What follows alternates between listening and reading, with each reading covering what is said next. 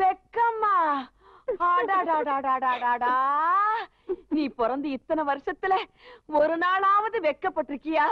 புடவைய கட்டின உடனே இந்த வெக்கம் எங்க இருந்துதான் இப்படி ஐயோ வெக்கப்படுறியே. ஐயோ இந்த சந்தோஷத்தை என்னால் தாங்க முடியலையே. நான் இப்ப உடனே சுத்தி போட்டாகணும். இதெல்லாம் பத்தாது. பட்லி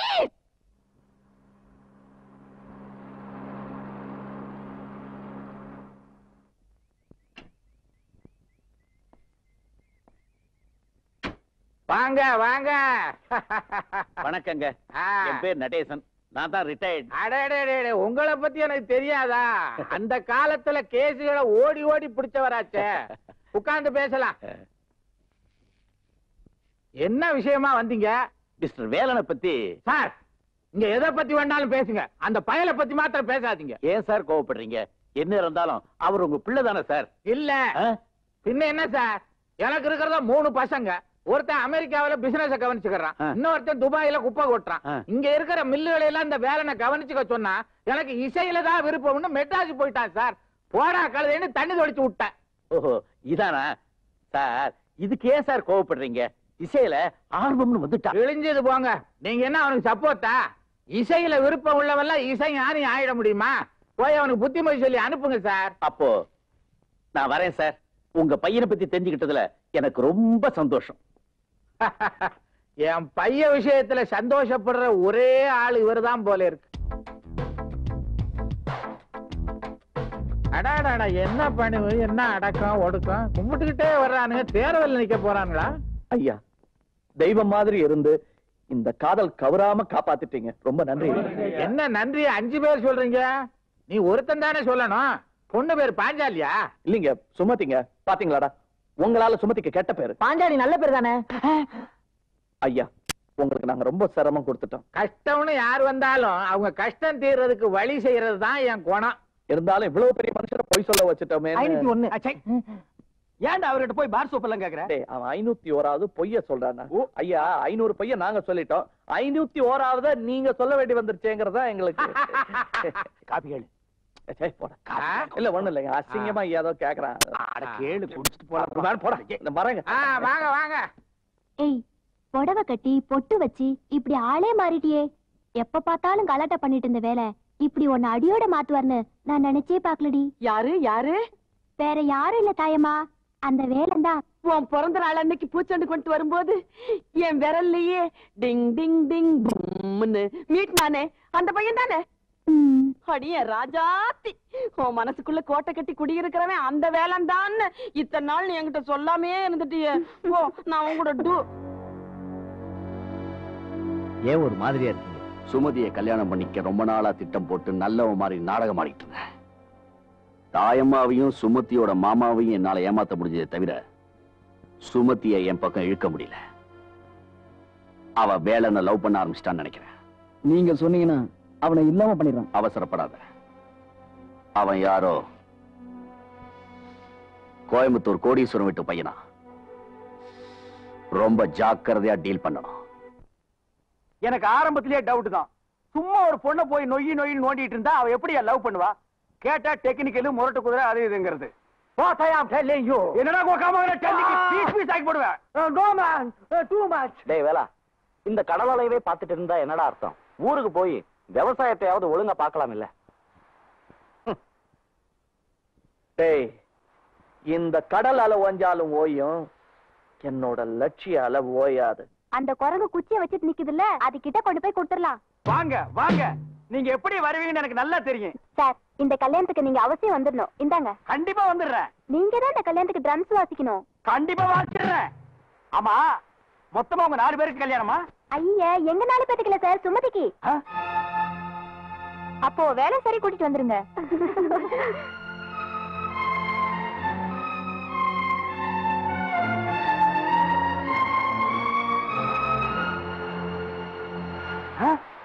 டேய் பூச்சி, இங்க பாருடா. டேய் மனோ, இங்க பாருடா. டேய் வேலா, இங்க பாருடா.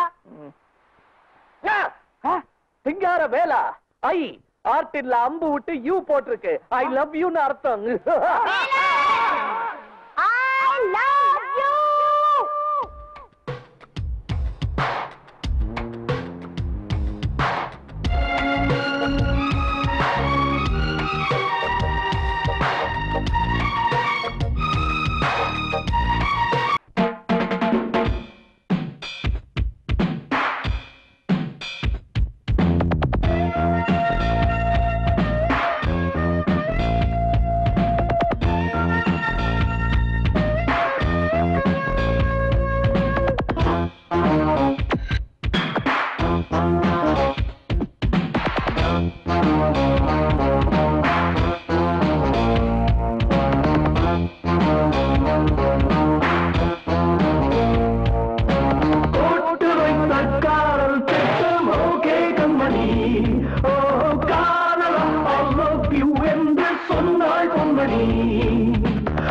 இதுதான் காதல் எக்ஸ்பிரஸ் ஒன்லி இருவர் செல்லும் பஸ் பஸ் வேலம் வேலை சக்சஸ் இனி காலை மாலை கிஸ் கிஸ் நாங்கள் போட்டு வைத்த காதல் திட்டம் ஓகே கண்மணி ஓ காதலா ஐ லவ் யூ என்று சொன்னாள் பொன்மணி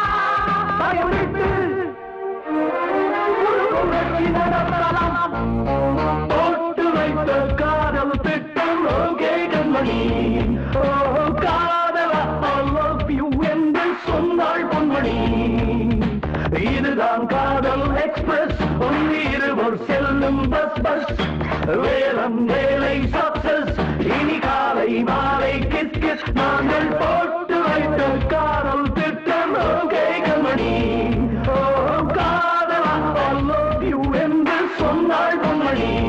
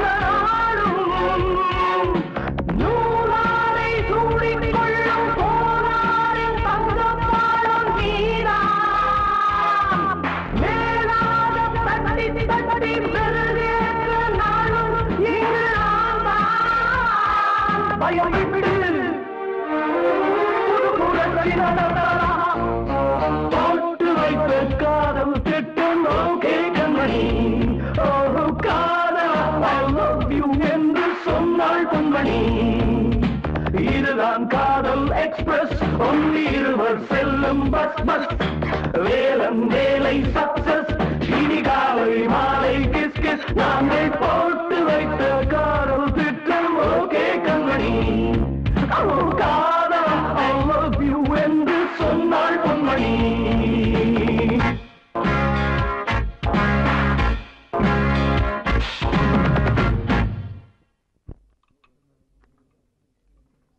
ஏன்பா நடேசா உன் தங்கச்சி பொண்ணுக்கு என் பையனை கல்யாணம் பண்ணி வைக்க ஏற்பாடு பண்ண வேண்டியது தானே? எனக்கோ கோடி கணக்குல சொத்து இருக்கு, ஒரே பையன்.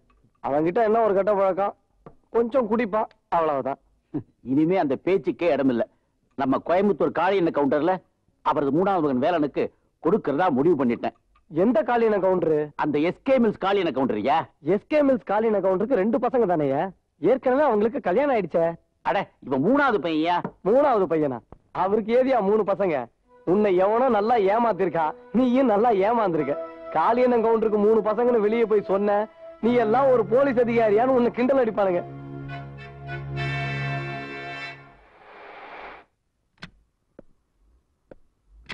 மாமோய் வாங்க சார். நீங்க கல்யாணம் பேசி முடிக்க வருவீங்கன்னு எங்களுக்கு நல்லாவே தெரியும் சார். வேலன், உங்ககிட்ட கொஞ்சம் தனியா பேசணும். வாங்க சார், உட்காருங்க சார். நோ, நான் உட்காரத்துக்காக இல்ல, மிஸ்டர் வேலன், எனக்கு ஒரு உண்மை தெரிஞ்சாகணும். நீங்க யாரு? சார், நான் காளியண்ண கவுண்டர் மகன் இல்ல சார். அப்படின்னா பொள்ளாச்சி ஊரு, விவசாயம், தொழில். மகாலட்சுமி அம்மா பேரு. இதை நான் எப்படி நம்புறது?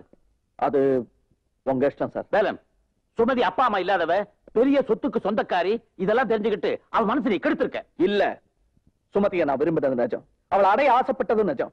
அதுக்காக சில பொய்களை சொன்னது நிஜம். ஆனா எப்ப எங்க 2 பேர் மனசும் ஒண்ணு பட்டுச்சோ அப்பவே உண்மையை நான் சொல்லிட்டேன். நோ, நீ ஒரு பித்தலாட்டக்காரன், புழுக, அயோக்கியம். சுமதியை ஈஸியா ஏமாத்திடலாம், நான் ஏமாற மாட்டேன். இப்பவே நீ இந்த ஊரை விட்டு போயாகணும். இனிமே சுமதியை சந்திக்கவே கூடாது. எனக்கு உத்தரவு போட நீங்க யார் சார்? நீங்க ஏதாவது பேசணும்னா சுமதி கிட்ட பேசுங்க. நான் சுமதியை காதலிக்கிறேன், அவளை கல்யாணம் பண்ணிக்கிட்டு தான் ஊருக்கு திரும்புவேன். நடக்காது. அங்கிள், அது எனக்கு தெரியும். அவர் கோயம்புத்தூர்காரர் இல்லைங்கிறது எனக்கு தெரியும். அவர் ஒரு பெரிய பணக்காரர் இல்லைங்கிறதும் எனக்கு தெரியும். அவரே என்கிட்ட சொல்லிட்டாரு. அவருக்கு பொள்ளாச்சி பக்கத்துல ஒரு சின்ன கிராமம். அவங்க அம்மா பேரு லக்ஷ்மி. அவன் பார்வதி மகன் இல்லைங்கிறது தான் எனக்கு அப்பவே தெரியுமே. ஆமா அங்கிள், அதனாலதான் நான் அவரை மனப்பூர்வமா விரும்பினேன். உண்மையான காதலுக்கு சில பொய்களை சொல்றது தப்பில்லை அங்கிள். அது உண்மையான காதலா இருந்தா நீ ஒரு பெரிய கோடீஸ்வரி, எல்லாத்துக்கும் ஒரே வாரிசு. இதெல்லாம் அடையறதுக்காக அவன் உன்னை காதலிக்கிற மாதிரி நடிக்கிறான். உத்தியோகத்துல இருக்கும் போது வேலை செய்யாத மூளை ரிட்டையர்ட் ஆனதுக்கு அப்புறம் தான் வேலை செய்ய ஆரம்பிச்சிருக்கு. தாயம்மா, அதுவும் ஒழுங்கா வேலை செய்தோ என்னமோ. உனக்கு ஒண்ணு தெரியாது. இந்த சுமதிய எவனாவது ஏமாத்திர முடியும். நானும் பார்த்துறேன்.